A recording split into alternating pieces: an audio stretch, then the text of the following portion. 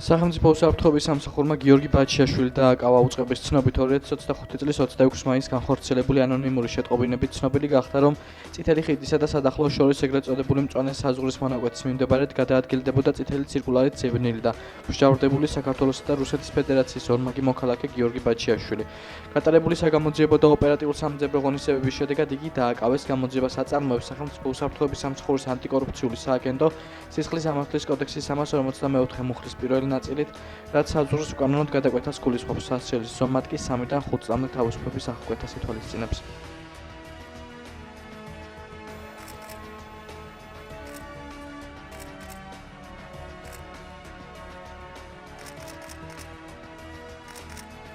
გიორგი ბაჩიაშვილის დაკავებას პოლიტიკური შეფასებები მოჰყვა თბილისში. მე შემატყობინა ოჯახის წევრმა. გითხრეს რომ დააკავეს ოჯახის წევრმა გითხრეს რომ ეს შვილი დააკავეს. დიახ, გამთენიისას გავიგე მე ეს ინფორმაცია, ხა დედა მითხრა თუ მამა მითხრა, მე ამგონი არსებითი მნიშვნელობა ჰქონდეს ამას. ჩემი ინფორმაციით უნდა იმყოფებოდეს აქ მერვე დაწესებულებაში, თუმცა ადმინისტრაცია აცხადებს, რომ ამ წუთის მდგომარეობით ჯერ გიორგი შემოსახლებული არ გახლავთ აღნიშნულ დაწესებულებაში. სხვა დეტალები ჩემთვის არის უცნობი. ხონდა თუ არა ინფორმაცია რომ გიორგი ბაჩიაშვილი საქართველოში აპირებდა დაბრუნებას. არანაირი მსგავსი ინფორმაცია არ მქონია და არც მე რეალურობა დანარჩენ დეტალებს, როდესაც მასთან მექნება კომუნიკაცია და დაველაპარაკებ, მე გავარკვევ. სუსი, რასაც ამბობს, ამის შესახებ უნდა გკითხოთ სუსის წარმომადგენელს. მე ვარ ადვოკატი გიორგი ბაჩიაშვილი. მას შემდეგ რაც შევხვდები მას და გავარკვევ დეტალებს, გაგცემთ პასუხს. გიორგი ბაჩიაშვილის შემთხვევას დეტალებთან დაკავშირებით ბუნებრივია სახელმწიფო უსაფრთხოების სამსახური თავად გავრცელებს ინფორმაციას, ეს არის მათი ფუნქცია, მათი პასუხისმგებლობა. მე ზოგადად შემიძლია მადლობა გადავხადო სახელმწიფო უსაფრთხოების სამსახურს იმისათვის, რომ ეს ოპერაცია წარმატებით ჩატარდა, სათანადოდ ჩატარდა. რა თქმა უნდა, ძალიან მნიშვნელოვანია ყველა მიმართულებით სამართლის უზენაესობის უზრუნველყოფა, სამართლის აღსრულება, კანონის აღსრულება და ბუნებრივია სამართალდამცავი ორგანოები არიან ამაზე პასუხისმგებელი და კიდევ ერთხელ მადლობა სახელმწიფო უსაფრთხოების სამსახურს. მე ამაზე ვერ ვისაუბრებ. მე ამაზე ვერ ვისაუბრებ. რომელიც საქართველოსდან გაიქცა. მე ამაზე ვერ ვისაუბრებ. სახელმწიფო უსაფრთხოების სამსახურს საჭიროების შემთხვევაში შეუძლია მოგაწოდოს სრული ინფორმაცია. ბატონო პრემიერო, სახელმწიფო უსაფრთხოების ეს შეიძლება ვიცოდე. მე შეიძლება რაღაცაზე მეტი ვიცოდე, მაგრამ დეტალებთან დაკავშირებით ინფორმაციის გავრცელება ეს არის სახელმწიფო უსაფრთხოების სამსახურის ფუნქცია, ამიტომ ეს კითხვები უნდა იყოს მიმართული სწორედ სამსახურს. დიასპორა სამშობლოსთვის ტრადიცია ერთიანობა განვითარება თბილისს დიასპორის დღისადმი მიძღვნილ ფორუმს უმასპინძლა. ფორუმს აღმასრულებელი და საკანონმდებლო ხელისუფლების უმაღლესი პირები, საპატრიარქოს წარმომადგენლები და სხვა მოწვეული სტუმრები ესწრებოდნენ. ქართული დიასპორის დღისადმი მიძღვნილი ფორუმი ყოველწლიურად იმართება. საქართველოს არ აქვს იმის ფუფუნება, რომ გაწყვიტოს კავშირი და გავწყვიტოთ კავშირი ჩვენს თანამემამულეებთან. არც ქართველს ჩვევია ფესვების მარტივად დავიწყება. სწორედ ამიტომ ჩვენი ხელისუფლების ერთ-ერთი გამოკვეთილი პრიორიტეტი არის საქართველოს საზღვრებს გარეთ ქართული დიასპორის განვითარების ხელშეწყობა. საქართველოს მთავრობის ძალისხმევით ბოლო 10 წლის განმავლობაში თვისობრივად შეიცვალა ქართული დიასპორის შესაძლებლობები. დღეს საქართველოს ფარგლებს გარეთ მოქმედებს 300-ზე მეტი დიასპორული ორგანიზაცია, 100-ზე მეტი საკვირაო სკოლა, ფოლკლორული ასამბლები, თეატრები თუ მედია პლატფორმები. მათი ხელშეწყობისთვის სახელმწიფო მუდმივად ახორციელებს საგრანტო პროექტებს. დიასპორის საკითხებში საქართველოს ხელისუფლების განსაკუთრებული ძალისხმევა საერთაშორისო ასპარესზე შეუმჩნეველი არ რჩება. გაეროს მიგრაციის საერთაშორისო ორგანიზაციასთან მჭიდრო თანამშრომლობით საქართველო გახდა გლობალური დიასპორის პოლიტიკის ალიანსის თანათავმჯდომარე ქვეყანა და ირლანდიასთან ერთად ხელმძღვანელობს ალიანსის მმართველ საბჭოს. მომავალ წელს საქართველო უმასპინძლებს ალიანსის ფართომასშტაბიან ფორუმს, რაც ჩვენი საერთაშორისო პარტნიორების მხრიდან მაღალი ნდობის გამოცხადების მკაფიო დასტურია. როლი დიასპორის და ჩვენი თანამემამულეების ძალიან დიდია. თქვენ სადაც მოღვაწეობთ, ცხოვრობთ იმ ქვეყნებში, წარმოაჩენთ ჩვენს ქვეყანას, თქვენ ახართ ელჩები და საქართველოს მდიდარია თავისი კულტურით, თავისი ისტორიით, თავისი წარმომავლობით და ნამდვილად გააქვთ იმის ფუფუნება და შესაძლებლობა, რომ წარმოვაჩინოთ ჩვენი ქვეყანა ნებისმიერი ქვეყნის საზოგადოებისთვის. როგორც პრეზიდენტი, მინდა აქვე დავაფიქსირო და ჩემი, ასე ვთქვათ, ადმინისტრაციაც ვიქნებით მზად იმისთვის, რომ უკვე საქმიანად და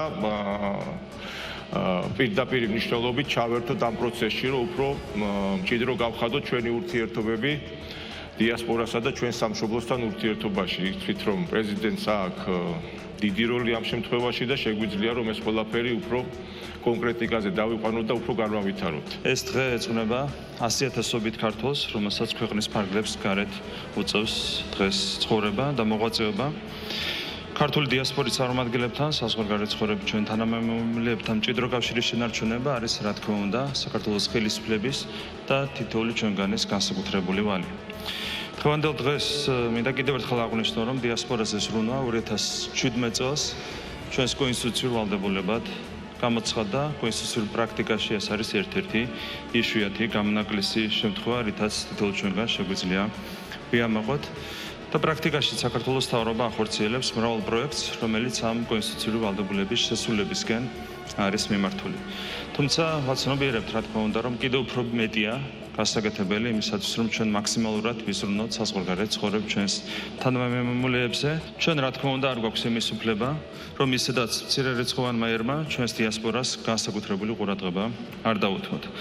სახელმწიფოს ძალისხმევა მომავალშიც იქნება მიმართული ისეთი პროგრამების განხორციელებისკენ, რომლებიც დიასპორის წარმომადგენლების ეროვნული და კულტურული იდენტობის შენარჩუნებას და ასევე განსაკუთრებით განათლების საკითხებს ეძღვნება. ხაზგასმით მინდა აღვნიშნო, რომ ქართული დიასპორა არის უმნიშვნელოვანესი რგოლი ქვეყნის ევროპული ინტეგრაციის გზაზე საქართველოსა და საზღვარგარეთის ქვეყნებს შორის ორმხრივი ურთიერთობების გასახმარებლად და ასევე ქვეყნის კულტურისა და ინტელექტუალური პოტენციალის წარმოსაჩენად საზღვარგარეთში. ქართველთა დიასპორები ყოველთვის ხიდის როლს ასრულებდა საქართველოსა და მათ ადგილსამყოფელ ქვეყნებს შორის.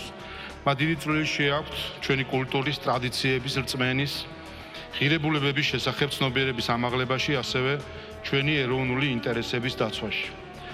დღესდღეობით მზარდი დეზინფორმაცია და ცრუ აღქმების ფონზე დიასპორის წარმომადგენლების აღნიშნული როლი კიდევ უფრო მეტ მნიშვნელობას იძენს. ჩვენი დიასპორელების წარმატებული საქმიანობა სხვადასხვა სფეროში, იქნება ეს ბიზნესი, ხელოვნება თუ განათლება, საქართველოს საერთაშორისო იმიჯს ამყარებს.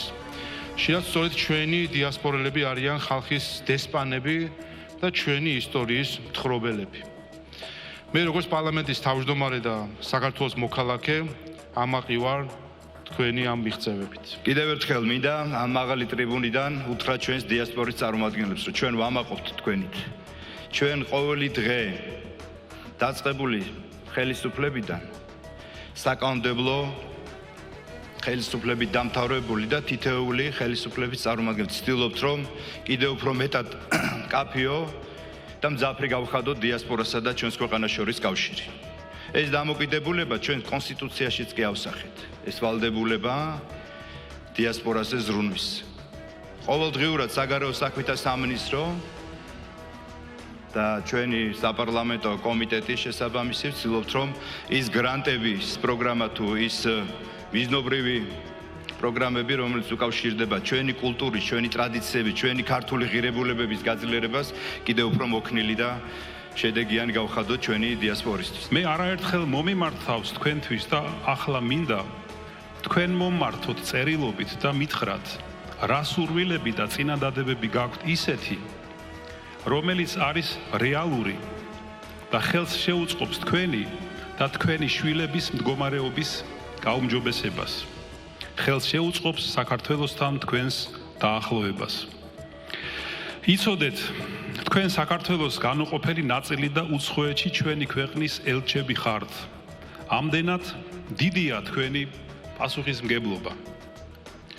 გილოცავთ და გისურვებთ რწმენის სიმტკიცეს, მოყვასის სიყვარულს, სამშობლოს ერთგულებას, წარმატებებს თქვენს პირად ცხოვრებაში და სიმშვიდესა და სიხარულს ოჯახში. ღმერთმა დალოცოს თქვენი მყოფობის ადგილი, უცხოეთში მცხოვრები ყველა ქართველი და სრულიად საქართველო. თქვენთვის მლოცველი ილია მეორე, სრულიად საქართველოს კათოლიკოს პატრიარქი, მცხეთა თბილისის მთავარეპისკოპოსი და ბინჭვითისა და ცხუმ აფხაზეთის მიტროპოლიტი. პარლამენტში დროებითი საგამოძიებო კომისიის მორიგის ხდომა გაიმართა დღევანდელ ხდომაზე განსახილველი საკითხი 2004-2008 წლებში საქართველოს ოკუპირებულ ტერიტორიებზე შექმნილი ვითარება იყო. კომისიის წევრებს სახსნა განმარტებას სამხრეთ ოსეთის დროებითი ადმინისტრაციის ყოფილი ხელმძღვანელი დიმიტრი სანაკოევი აძლევს. ისინი ამბობდნენ, რომ თუ შეიარაღებული კონფლიქტი იქნება, ეს დაგვეხმარება აღიარებაშიო? ქვეყნები ჭირდებათ. ვინ ამბობდა ამას? ის კი იქაურის ხოისა რა თავის ხელისუფლება. იქაური ხელისუფლება თუ კონკრეტულად ვინ ამბობდა? თვითონ ქოქოით ამბობდა მაგას. იყვნენ იქ ახლა ყველა შეიარაღებული ძალები სტრუქტურებში იყო უკვე ის სტრუქტურები რუსეთიდან წარმოსული ხალხი რა ოფიცრები. დაიწყეთ თქვენ მუშაობა და რამდენად ხშირად ხვდებოდით ვანო მერაბიშვილს ან მიხეილ სააკაშვილს? Ну, ესე რომ ავიღოთ ფლიანად ხშირად პრეზიდენტს არ ხვდებოდი. მაქსიმუმ 5, აი 7 ჯერ ვარ შეხვედრილი რა. ჯამში საერთოდ რო ავიღოთ, მაგრამ უშუალოდ ჩვენ უკვე ფუნქციონირება რო დავიწყეთ, უკვე მუშაობა ქურთაში რო დავიწყეთ, უკვე იყო გამაგრებული ვიყავით იმით, რომ ყოველ სამინისტროიდან მინისტრის მოადგილეს დონეზე ჩვენი პროგრამები, ჩვენი ფიქრები, რომელიც ჩვენ გვინდოდა იქ ვახორციელოთ რა, უკვე უშუალოდ სამინისტროებთან ქონდა შეხვედრა. კურატორივით ყავდათ? კურატორი შინაგან საქმეთა სამინისტრო იყო. მოადგილის რანგში თუ მინისტრის? ვინ იყო ეს მოადგილე? ამირამ მესხელი. აღმოჩნდით ისეთ სიტუაციაში, რომ იქიდან მოდის აგრესია. დიახ. აგრესიას შესაძლოა სხვადასხვა ფორმა ქონოდა სხვადასხვა დროს და აქედან არის საკადრისი პასუხი, ასე დავარქმევ და ასე არ იყო, ესე იყო. არა. ხო. და თქვენ ამ დროს ამ შუაში ხართ და არც ერთ სეთანხმებით და არც მეორეს, ასე იყო? როცა კონფლიქტის სიტუაციები ახლა ყოველ დღე შეიძლება არ იყო, მაგრამ რაღაცა პერიოდში კვირაში ერთხელ მაინც ძალიან რაღაცა კონფლიქტი იქნებოდა, სტროლები, კვლელობები, აფეთქებები. თუ გქონდათ უმაღლეს მთავარსარდალთან, პრეზიდენტთან მიხეილ სააკაშვილთან შეხვედრა? გქონდა მე უკვე 1 აგვისტოდან უკვე რო დაიწყეს უკვე გზები დაკეტილები იყვნენ, უკვე შესვლა ვერ შევეძლე იქეთ და ის რა ქვია, მივდიოდი 4-ში მინდოდა შესვლა ქურთაში და არ გამოიშეს. მე დილით 5-ში მინდოდა უკვე უკან დამაბრუნეს ჩვენებმა უკვე არ ვერ შეხვალო იქ რა ძალიან დაძაბულია სიტუაცია და ჩვენ ვერ აღარ კონტროლებთ იმ გზასო. ჩამოვედი და დამიბარეს 7-ში 5 საათს. რა გზაზე არის საუბარი და როგორ კონტროლდებოდა მანამდე ეს რო აღმოსნათ და საზოგადოებას აუხსნა. ტიძნისი ერედი ისა რა ქვია ქურთი. შემოვლითი გზაც რო იყო ეს. რომელიც იყო თქვენი მთავარი ადგილი და სადაც უნდა შევიდოთ. იქ აღარ შეგიშვეს 4-ში. დიახ, 4-შიც კი არ 5 საღამოთ და 6-ში. ვინ გითხრათ არ ჩვენი პოლიციის გუშა კი და ჩვენებმა და არ შემოშვა. და 7-ში დაგიბარეს. 7-ში 5 საათზე დამიბარა. ვინ? პრეზიდენტმა მიშა სააკაშვილმა. მაშინ უკვე აი პოპოვის კონფლიქტი იყო და ჩურჩევთან შეხვედრა ვერ მოახდინეს იქ არა და ესე მითხრა რომ დღესო აი ხლა ჯობიაო ეხლა მეც განცხადებას ვაკეთებო რა რომ დავამშვიდოთო სიტუაციაო იქნება და თქვენს გააკეთოთო მიმართვა იმ ოსეთის მიმართ თუ რამე დღეს კიდე დარღვევა მოხდებაო ეგრე უნდა შევიდეთ უკვე რა მაშინ თქვენ რა უპასუხეთ ნუ ეხლა მეთქი ამას აქ ზუსტად ამას ელოდებიან რუსები მეთქი რა რომელიც ამზადებდნენ თავისი გეგმით საქართველოს ჯარი რო შევა რა უნდა გააკეთონ იქაურებმა და მე რა პროსტო რუსები ამას ცდილობდნენ რომ ეს უთხარით მიშას რომ ზუსტად ამას ელოდებიან რუსები ზუსტად ესე უთხარი რა გიპასუხათ ყველაფერი შეთანხმებულია უკვე არ მიგეშინიაო და ყველაფერი შეთანხმებულიაო ხო ვისთან არისო შეთანხმებული? აი ახლა არ ვიცი და ვერ ვიკითხე რა ეს ვიცოდი რომ სად როცა ვითომ დავუშვათ რუსები ესე იძახდნენ ქართული ჯარის კაცები და ტანკები აქედან რომ შემოვლენ თქვენ აი ეს უნდა დავუყოთ, ეს ადგილზე უნდა იყოთ, ამ ადგილზე უნდა იყოთ და მე უნდა დავუშვათ ერთი დღე გვინდათო თქვენო რა პროსტო ვიბრძოლოთ და მანამდე ჩვენც ჩამოვართ რა მივედით მე ვანოსთან და თხოვე რა იქნება და რაღაცა დროში შევაჩეროთ სროლა რო ხალხს გქონდეს საშუალება რომ დატოვოს ადგილები და წავიდეს რა და ძალიან კაი იდეა უბრალოდ განცხადება შესეუთხარი რომ აქეთ წამოვიდესო ერთგინეთი გზა იქნება გახსნილიო და через ერთგინეთი გადმოვიდესო ხალხი აქეთ ზუსტად ასეთი განცხადება მაგ გაკეთებული მაგ დროს მარტო იყო ვისთან ერთად იყო რა შეხვედრა ორივე მინისტრი იყო შინაგან საქმეთა მინისტრი და თავდაცვის მინისტრი იყო და მაგ გარშემო იყო ოფიცრები გენერლები ხალხი დაჟე აქედან ჩამოსული თბილისიდან მერაბიშვილი და კეზერაშვილი დიახ კეზერაშვილმა რა თქვა არ მყარმაქო ევაკუაციის გეგმა კავშირიც არ მქონდა პროსტო იქ ვნახე კაცი რომელიც არადეკვატური იყო მე როგორც არადეკვატური იყო რას ნიშნავს ჩემი აზრი ესეა და რა დიახ რას გულისხმობ რაღაცა გადაწყვეტილების მიღებაზე ძალიან ნერვიულობდნენ რა ხიზელი და გააზრებული გადაწყვეტილებები არ იყო ესე და არაადეკვატური რას ნიშნავს აგრესიული იყო თუ გადაწყვეტილების მიღების ის ჩანდა რომ უჭირს აი რა სწორად როგორ მიიღოთ გადაწყვეტილება ეს ახლა არიცოდა თავდაცვის მინისტრი ირაკლი ოქრუაშვილი იცნობდით მას ნუ ესე ტელევიზორ და რისო პირადად შეხვედრა რას დროს ამ ქონდა მან ერთხელ თქვა რომ 2007 წლის ახალ წელსო შევხვდებით ცხინვალშიო დიახ თქვენ ამ დროს უკვე თბილისში ხართ ხომ? არა. იქ ის განცხადება რომ გააკეთა მე ჯერ ცხინვალში ვიყავ. ჯერ ცხინვალში იყავით მით უფრო მაშინ რელევანტურია ჩემი კითხვა. როგორ იქნა იქ აღქმული? ძალიან ცუდად რა თქმა უნდა. რეაქცია რა იყო? ნუ ძალიან დიდი ზიზღი იყო ხალხის იმაზე ოქრაშვილის მიმართ რა იმ ამ განცხადების მაგივრად რა და მაქამდე 2004 წლის ღონისძიებები რაც იყო 2 თვის ომი ძალიან ცუდი რეაქცია იყო ხალხის ამ მიმართ და მე არ ვიცი რომელიმე ადამიანი რომელიც დღეს პატივს ემამ ცხინვალში ირაკლის საქართველოს მეხუთე პრეზიდენტის გზავნილებს, რომელიც მან გუშინ რუსთაველის გამზირზე გააჟღერა პროდასავლური ოპოზიციის ნაწილი ეთანხმება კოალიცია ცვლილებისთვის ერთ-ერთი ლიდერი ელენე ხოშტარი ამბობს, რომ ქვეყნის გადარჩენისთვის ერთადერთი გზა ახალი საპარლამენტო არჩევნებია და ამის გარეშე თვითმმართველობის არჩევნებზე საუბარი აბსურდია. რაც შეეხება კოალიცია ძლიერი საქართველოს პოზიციას, გრიგოლ გეგელია ამბობს, რომ საპარლამენტო არჩევნებისთვის მზადება მნიშვნელოვანია, ხოლო როდის ჩაინიშნება თვითმმართველობის არჩევნები, იმავე დღეს თუ შემდგომ ეს უკვე მეორე ხარისხოვანია. მიაქვარ მზია ამაღლობელის, ზურაბ ჯაფარიძის, მიხეილ სააკაშვილის სოლიდარობისთვის. ალბათ ყველა აპირებს, რომ არჩევნებში მიიღოს მონაწილეობა. ეს არჩევნები უნდა იყოს ჯერ საპარლამენტო და მერე ადგილობრივი. ან ბოლო-ბოლო თუ სხვა არა, ერთობლივად საპარლამენტო და ადგილობრივი.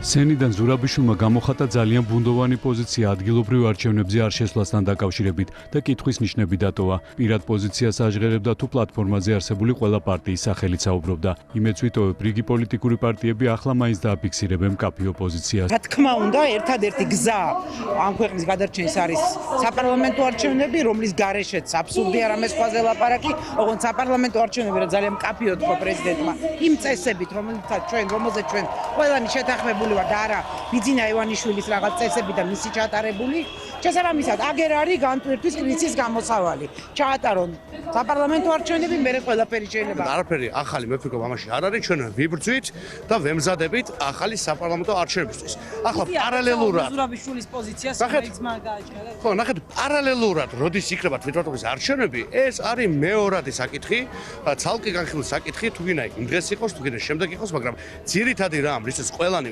ვემზადებით და უნდა ვემზადოთ არის ახალი საპარლამენტო არჩევნები. თავარი გზა მდგომარეობს იმაში, რომ ეს თემა თავისთავად უნდა ამ რეჟიმს რო ყოფილიყო, რომ ჩვენ შეგვაგუოს, რომ ანუ ეს ფაზა წინამდებობის დამთავრდა და ეხლა უნდა ვიმსჯელოთ ამაზე.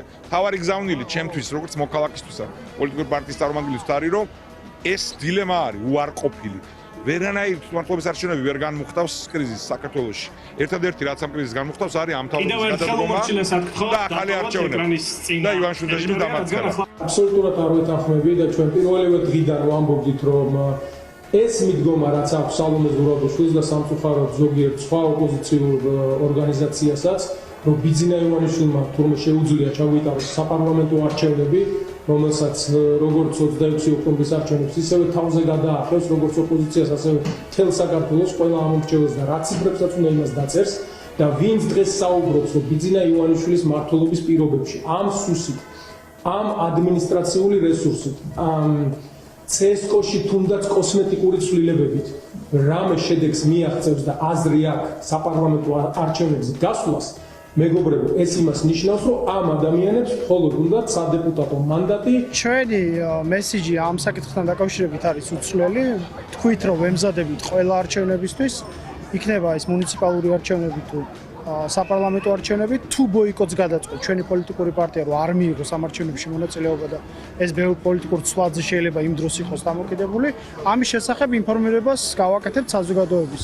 დღეის მოცემულობით ჩვენი პოზიციონირება ადგილობრივ თვითმმართველობის პლატფორმის წევრები ხართ? პლატფორმის წევრები ვართ, სალომე ზურაბიშვილმა რაც განცხადებებიც გააკეთა ჩვენს პოლიტიკურ გუნდთან არ ყოფილა შეთანხმებული, იმიტომ რომ არც მის სიტყვის წერაში მიგვიღია მონაწილეობა და არც ღონისძიებებში არ გავცნობია. ხუჭის სიტყვების გასეც სროლა მე მგონი აღარ შეიძლება. სალომე ზურაბიშვილის განცხადებები არის მავნებლური იდეის გატარების მცდელობა საქართველოს საზოგადოებაში. ამათ არ უნდათ არჩევნები. ამათ უნდათ სულელური წინადადებების შემოთავაზება სპეციალურად იმისათვის, რომ როგორმე არ იქნეს დაშვებული არჩევნები და გარკვეულ პირობებს უყენებენ ოპოზიციას, ვისაც განზრახული აქვს, რომ არჩევნებში მონაწილეობა მიიღოს.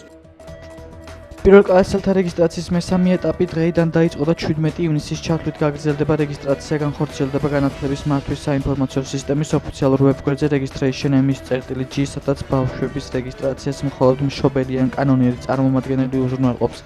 ელექტრონულად რეგისტრირებული მოსწავლის ჩასარიცხა და აუცილებელი დოკუმენტაციის მიღება 18 ივნისიდან 27 ივნისის ჩათვლით განხორციელდება. მოსწავლის ჩასარიცხა და აუცილებელი დოკუმენტების განსაზღვრულ ვადებში წარმოუდგენობის შემთხვევაში კი რეგისტრაცია ავტომატურად გაუქმდება. გორის მუნიციპალიტეტის რესურს ცენტრის ხელმძღვანელი მშობლებს მოუწოდებს ყურადღებით გაეცნონ რეგისტრაციის ვადებს და პირობებს, რათა ბავშვის სკოლაში შეყვანა დროულად და შეუფერხებლად შეძლონ. 22-ში იწყება საყოველთაო რეგისტრაცია, ამასთან დაკავშირებით მთელი ინფორმაცია უკვე გავრცელებულია სოციალურ ქსელში და ამიტომ მინდა რომ ყველა მშობელი ყურადღებით იყოს, რათა მათი შვილები არ დარჩნენ სკოლის მიღება. იმ სასურველი სკოლის მიღება, რომელშიც მათ უნდათ რომ თავის შვილები მიიყვანონ. ასე რომ წარმატებებს უსურვებ ყველა პირველ კლასელს საყოველთაო რეგისტრაცია, ეს ხდება registration MSG-ზე, რომელიც ხელმისაწვდომიანების მიერ და ეს უკვე თვითონ უშუალოდ მშობელმა უნდა მოახდინოს თავის შვილის რეგისტრაცია. აქ უკვე სხვა ვერავინ დაეხმარება და ამიტომ ვთხოვ ყველას რომ ყურადღებით იყვნენ. რაც შეეხება დოკუმენტაციას, რაც უნდა წარადგინონ, აქ ბევრი არაფერი ისეთი არ არის. აქ აუცილებელია და საჭირო არის ბავშვის დაბადების მოწმობის ასლი და მშობლის პირადობის მოსმობები. ოღონდ საბუთები უკვე წარედგინება რეგისტრაციის დამთავრების შემდეგ, როდესაც დამთავრდება. ასე რომ ეს საჩქარო არ არის. მთავარია მოასწრონ სასურველ სკოლაში ბავშვების რეგისტრაცია. როდის დასრულდება პროცესი? პროცესი დასრულდება 17 ივნისს, მაგრამ შემდგომი ეტაპიც იქნება, თუ რომელიმე ვერ მოასწრო თავის შვილის დარეგისტრირება, შესაძლებლობა ექნება ნებისმიერ სკოლაში, სადაც უკვე ვაკანსია იქნება და ადგილი იქნება პირველ კლასელისთვის, იქ მოახდინოს თავის შვილის რეგისტრაცია.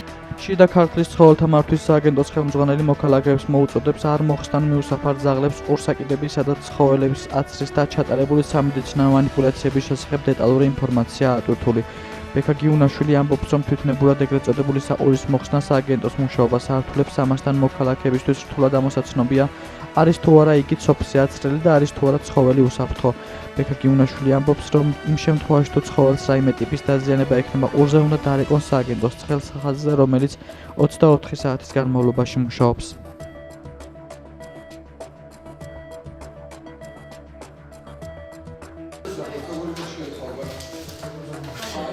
არაერთი ფაქტი მოხდა და ამაზე სააგენტომაც ოფიციალური განმარტება გააკეთა. მოქალაქეების ნაწილი, საკმაოდ მცირე ნაწილი, მაგრამ მაინც არსებობენ, რომლებიც თვითნებურად ქუჩაში მცხოვრებ, ქუჩის ცხოველებს უკვე გასტერებულ, ვაქცინირებულ და ეგრეთ წოდებული ბირკის მქონე ცხოველებს თვითნებურად ხსნიან ყურის საჭდეს და მე მაქსიმალურად ვთხოვ, ყველას მოუწოდებ ყურის ბირკა, ეგრეთ წოდებული ბირკა და საჭდი ნიშნავს, რომ ცხოველი არის გასტერილებული, ვაქცინირებული და არის უსაფრთხო. აქედან გამომდინარე, შემოვლის დროს, გამოძახების დროს ისევ ჩვენთან ამყოფი ცხოველი ისედაც, როდესაც დამჭერი დაიჭერს, აგენტოში გადმოყავს, მანქანაში სვავს, შემდგომში ვოლიერში ხდება მისი განთავსება, ცხოველი ისედაც ისტრესება, იმ რამდენიმე დღის გამო და გთხოვთ მსგავსი ფაქტები რო არ მოხდეს, თვითნებურად თუ არ მოხდა მაგალითად ყურის დაზიანება იშვიათ შემთხვევაში ხდება, თუ აი მაგალითად უბანში მიმკედლებელს ყავს ცხოველი, რომელსაც უვლის და შეამჩნია რომ ყური ან ჩაუჩირკდა ან რაღაცა პრობლემა აქვს, მოგმართოს ცხელხაზე სააგენტოს ცხელხაზე, გადმოვიყვანთ, დაამუშავებენ ვეტერინარები, შეამოწმებენ ბოლო ვაქცინაცია როდის მოხდა, ხელახალ რევაქცინაციას ჩაუტარებენ და ისევ დააბრუნებენ და ზუსტად სააგენტოს ეფექტიანი მუშაობაც იქიდან გამომდინარე იქნება, რაც მეტი დაბირკული, ეგრეთ წოდებული დაბირკული და საჭდიანი ცხოველი იქნება, ეს ნიშნავს, რომ სააგენტო მუშაობს. მოქალაქისთვისაც რა არის, ხო სიტყვაზე რო ხედავს, რო არის გასტერილებული ცხოველი, რითი უნდა მიხვდეს, რო აცრილია, ხო? როდესაც ყურის ბირკა აქვს. ამიტომ გთხოვთ, რომ ესე თვითნებურად თავი შევიკავოთ. შიდა ქართლში ახალ რეაბილიტირებული სკოლები ხელისუფლების წარმომადგენლებმა მოინახულეს საქართველოს განათლების, მეცნიერების და ახალგაზრდობის მინისტრის პირველი მოადგილე ინფრასტრუქტურის განვითარების სააგენტოს და საგანმანათლებლო სამეცნიერო ინფრასტრუქტურის განვითარების სააგენტოს დირექტორებთან ერთად ქარელის მუნიციპალიტეტის სოფელ ქვენატკოცის და ხაშურის მუნიციპალიტეტის სოფელ ოსიაურის ახლად რეაბილიტირებულ სკოლებში იმყოფებოდა. სტუმრებმა მე-12 კლასელებს სკოლის დამთავრება მიულოცეს და წარმატებები უსურვეს სკოლების სრული რეაბილიტაცია საგანმანათლებლო და სამეცნიერო ინფრასტრუქტურის სააგენტომ განახორციელა. პროექტების ჯამურიღებულება 12 მილიონ ლარამდეა. ორივე სკოლაში საგანმანათლებლო სივრცეების პარალელურად ფუნქციონირებს შესაბამისი სასწავლო რესურსით, ინვენტარით და ტექნიკით აღჭურვილი საბუნებისმეტყველო და კომპიუტერული ლაბორატორიები, ბიბლიოთეკა, ქიმიის კაბინეტი, ექიმის კაბინეტი და რესურს ოთახი. სკოლები სრულიად ადაპტირებულია შეზღუდული შესაძლებლობების მქონე პირებისთვის და უზრუნველყოფილია უსაფრთხოების სახანძრო სიგნალიზაციის გათბობის ახალი სისტემებით. ქვენატკოცის საჯარო სკოლა 500 მოსწავლეზე, ოსიაურის საჯარო სკოლა კი 300 მოსწავლეზეა გათვლილი. ეს მოვინახულეთ ხაშურის რაიონის სოფელ ოსიაურის და ქარელის რაიონის სოფელ ქვენატკოცას საჯარო სკოლები. საგანმანათლებლო და სამეცნიერო ინფრასტრუქტურის განვითარების სააგენტომ თანაბარი ხელმისაწვდომობის პრინციპით სრული რეაბილიტაცია ჩაუტარა ორივე საჯარო სკოლას. სკოლები აღჭურვილი არის უახლესი ტექნიკით და თანამედროვე ავეჯით. სკოლის ინფრასტრუქტურა სრულად განვითარდა, 1000-ზე მეტი მოსწავლე დღეიდან განახლებულ გარემოში გააგრძელებს სწავლა-განათლებას. სკოლებში განვითარებული არის როგორც სპორტული ინფრასტრუქტურა, ასევე თანამედროვე სტანდარტებით აღიჭურვება ლაბორატორიები.